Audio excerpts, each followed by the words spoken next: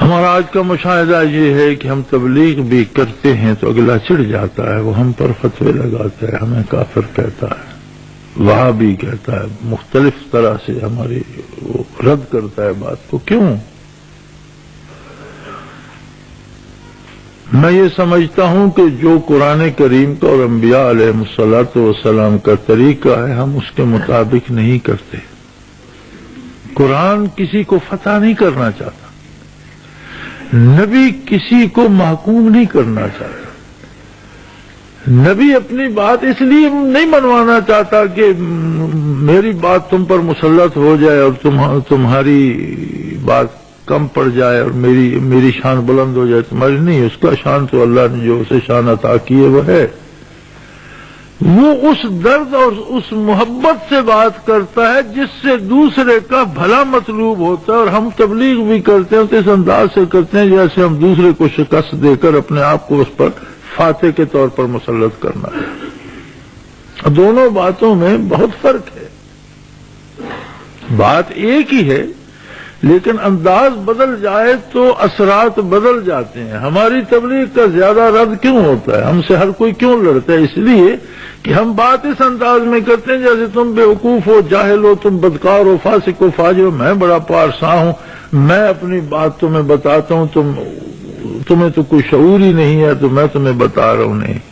انبیاء اس طرح دوسرے کو فتح نہیں کرتے، دوسرے سے اتنا پیار کرتے ہیں، اتنی محبت کرتے ہیں کہ نبی علیہ الصلوۃ والسلام کو منع کیا گیا، قرآن کریم میں روکا گیا کہ آپ اتنا دکھ نہ کریں، ان کفار کا اتنا دکھ نہ کریں کہ آپ اپنی جان کو ہلاکت میں ڈال دیں۔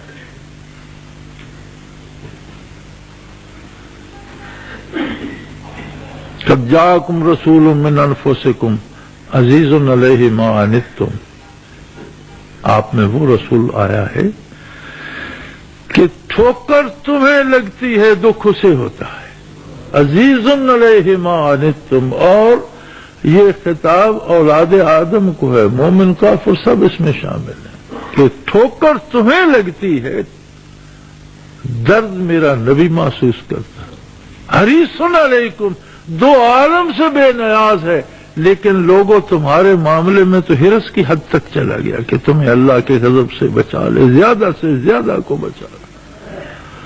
اور جب مومنین کی بات آتی ہے، یہ تو عامت الناس کی بات، مومن کافر سب کی بات ہو رہی ہے، وبالمومنین، اور جب مومنین کی بات آتی ہے رؤوف الرحیم، ان کی خطاؤں کی بخشش کی دعا کرتا ہے، ان پر اپنی رحمت کا سایہ کرتا ہے۔ اب کوئی نکل کر بھاگے تو اس کی اپنی مرضی، لیکن اس طرف سے باد کرم چلتی ہے اور ابر کرم ہمیشہ سایہ فشاں رہتا ہے۔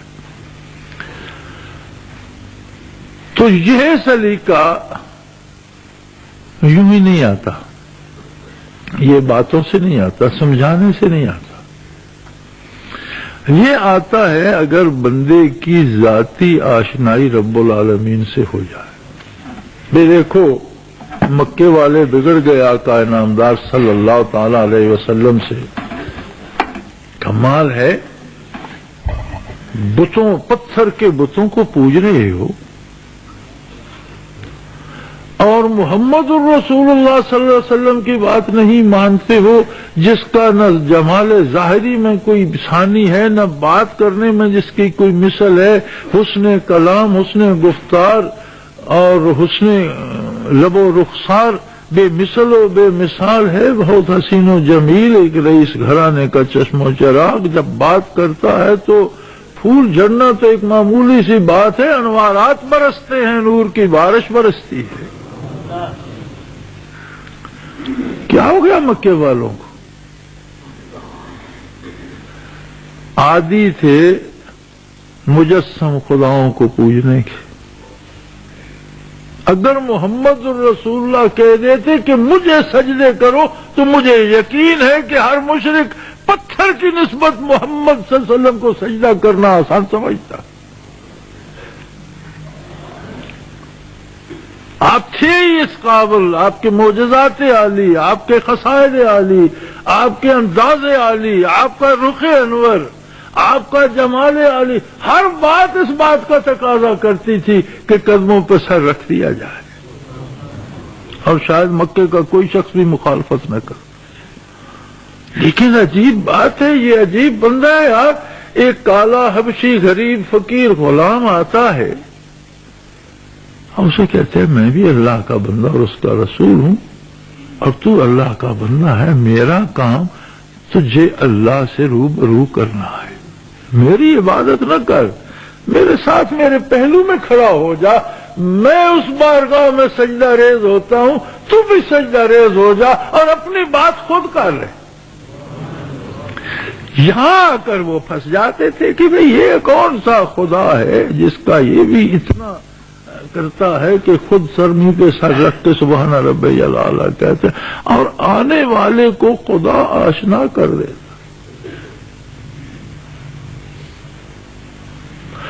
اب یہ جو خدا آشنائی آقا نامدار صلی اللہ تعالی علیہ وسلم نے عطا فرمائی، اس کا نتیجہ کیا ہوا؟ عرب کے خانہ بدوش سیران نورد بدو جو پشت ہا پشت سے نام کو تو کاروبار کرتے تھے، لیکن حقیقت یہ تھی کہ جن کا زیادہ حصہ رزق کا لوٹ مار سے ہوتا تھا، ان میں وہ درد پیدا ہو گیا۔ خدا آشنائی کا نتیجہ یہ ہے کہ اللہ سے جب محبت بڑھی تو اللہ کی ساری مخلوق عزیز ہو گئی۔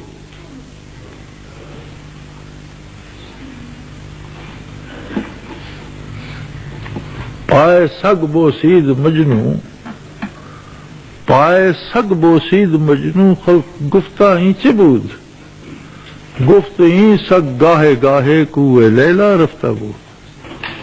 کتے کے پونچھ چوم لیے مجنوں نے، تو لوگوں نے کہا پاگل وہ دیوانہ ہوا، کتے کے پاؤں کے ساتھ کیا خصوصیت ہے؟ کہنے لگا یہ کبھی کبھی لیلا کی گلی سے گزرتا۔ اگر مجنوں کو لیلا کی گلی کا کتا عزیز ہے تو اللہ کے عاشقوں کو اللہ کی مخلوق عزیز نہیں ہوگی۔ یہ بات ہے جو انبیاء علیہ الصلوۃ والسلام سے نصیب ہوتی ہے۔ ابو سیران نورد جو کبھی لوٹ کر کھاتے تھے، ان میں وہ جذبہ پیدا ہوا کہ دنیا میں کہیں کسی پر ظلم ہوتا تو چوٹ ان کے دل کو لگتی، اور وہ ظلم کو روکنے کے لیے اٹھ کھڑے ہوئے۔ کسی کو مٹانا، کسی کی حکومت چھیننا، کسی کا مال چھیننا مقصد نہیں تھا، اور تاریخ اس بات کی گواہ ہے کہ 23 برسوں میں وصال نبوی کے بعد 23 برسوں میں معلوم دنیا کی 3/4 پر مسلمانوں کی حکومت قائم ہو گئی،